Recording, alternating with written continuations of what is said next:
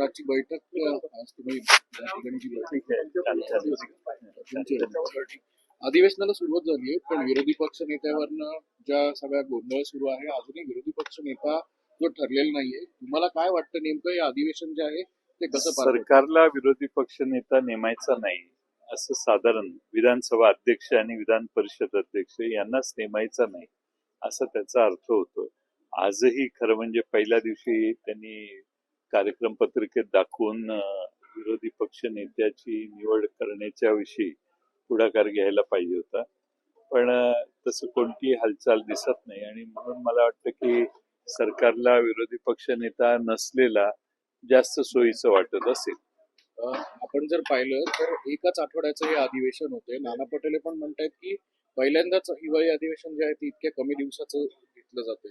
तुम्हालाही असं वाटतं की हे अधिवेशन पूर्ण कालावधी अधिवेशन फार थोड्या काळासाठी होत आहे.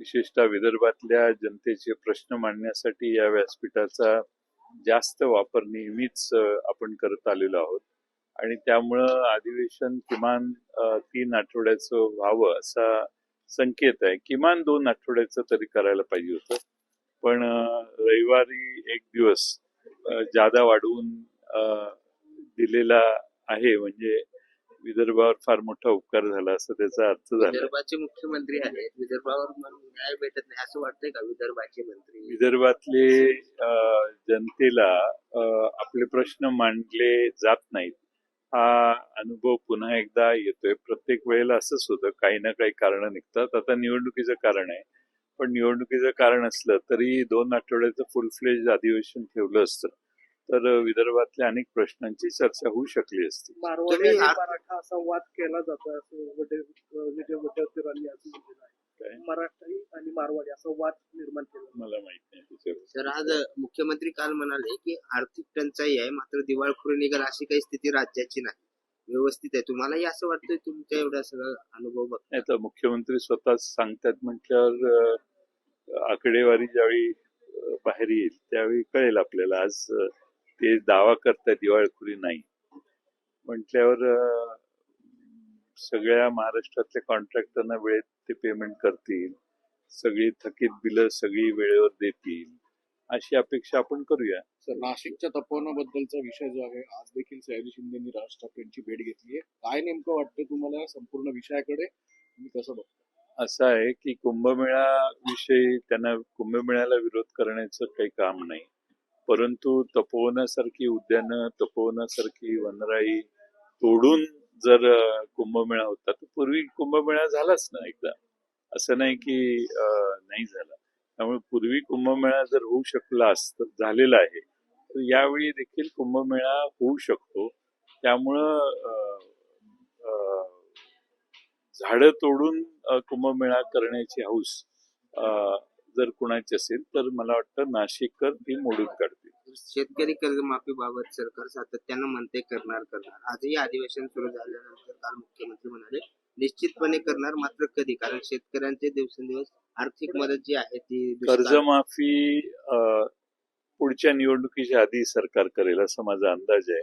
कारण मतदारांशी गिव्ह अँड टेक असं नातं सरकारचं आता एस्टॅब्लिश हळूहळू झालेलं आहे. त्यामुळं निवडणुकीच्या आधी कर्जमाफी करायची म्हणजे निवडणुकीत प्रभावीपणाने प्रचार करता येतो. असा काहीतरी आता त्यांच्या सोयीच्या निवडणुकीत.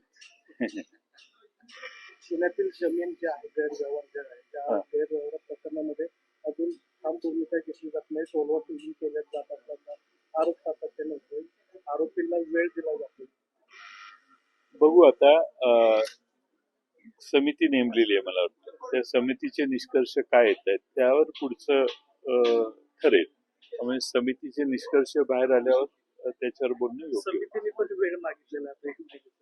समितीला का वेळ पाहिजे मला कळत नाही. समिती अभ्यास करायला कमी पडते का? समितीला अभ्यास करायला वेळ नाही आणि एवढा काही गहन मुद्दा नाहीये.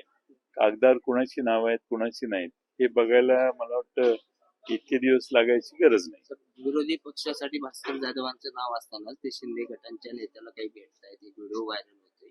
ऑपरेशन टायगर सुरू झाले असेही चर्चा होते. परत एकदा विरोधी पक्ष फोडण्याचा प्रयत्न सुरू आहे असं वाटतं. काय माहित आता आता अलीकडे फुटल्यावरच कळतं हा फुटला तो फुटला.